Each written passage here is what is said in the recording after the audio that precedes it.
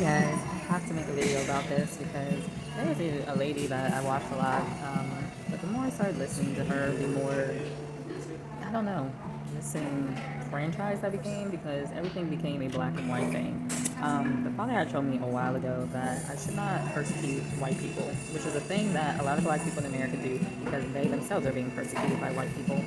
Um, and you would think an eye are tooth for a tooth, but at the end of the day, if you repay evil onto people who do evil onto you, you're going to get the consequences regardless of what they did to you. Unless it's like a life or death situation, like someone trying to kill you or something, and you take them out before they kill you. God's not going to hold that against you. So I want to read a little bit of Ezekiel 37, starting at number 19.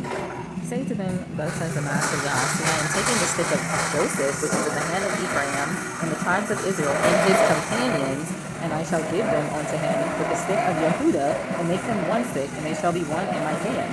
And the sticks on which you write shall be in your hands before their eyes. So this is talking about how the Father is going to take Israel and their companions and Judah and their companions and make them one.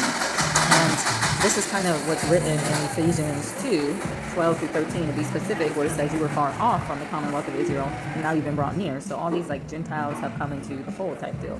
And this also supports Ezekiel 47, which says, starting at verse 21, and you shall divide this land among yourselves according to the tribes of Israel. And it shall be that you divide it by lot as an inheritance for yourselves and for the strangers who sojourn in your midst and who bear children among you.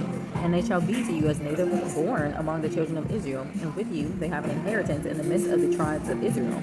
And it shall be in that whatever tribe the strangers sojourn, there you give him his inheritance, declares the Master Yah.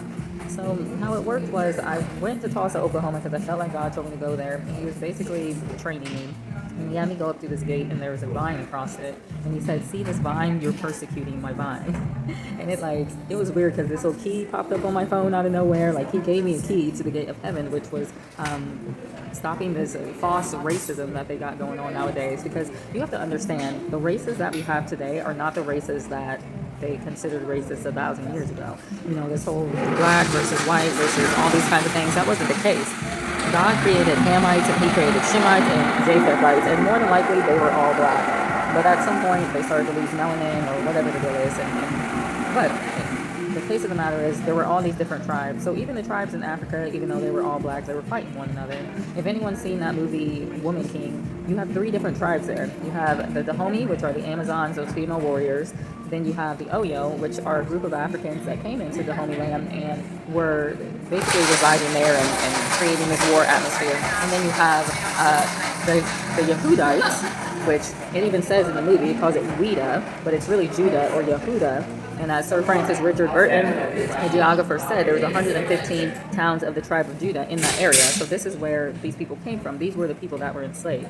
So you have all these different tribes that are fighting each other even though they're all black. The whole concept of black is a modern construct, all right? A race, according to God, is concerning your nation. It's not concerning your skin color. But to explain this more clearly, many of the black people that are in these different nations around the world, they descend from the tribe of Judah, because that's who was scattered. So, even with that said, people that join Israel become Israel. And this was the same thing even with Jacob. He was not Israel until he wrestled with the angel and decided to join God. That's when his name was changed to Israel.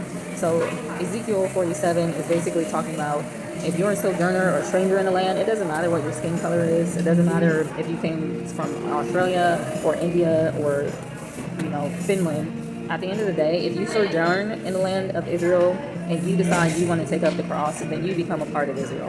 And this was the case with some Egyptians because there's a mixed multitude that came out of Egypt, but it's also the case with the Greeks and the Romans that decided to join Israel. So, and then there's also people today who descend from the tribes of Israel that don't know it and are married to other nations. And so they have kids with these other nations. I think like 70% of interracial marriages between, black men or between black people and white people are black men with white women.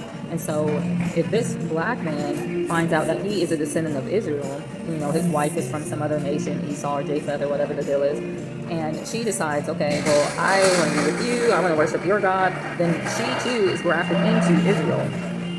So, this is what it's talking about, their kids as well. Like all these people are going to join Israel. So when you are persecuting a group of people based on their skin color, you're basically lumping them all into one group.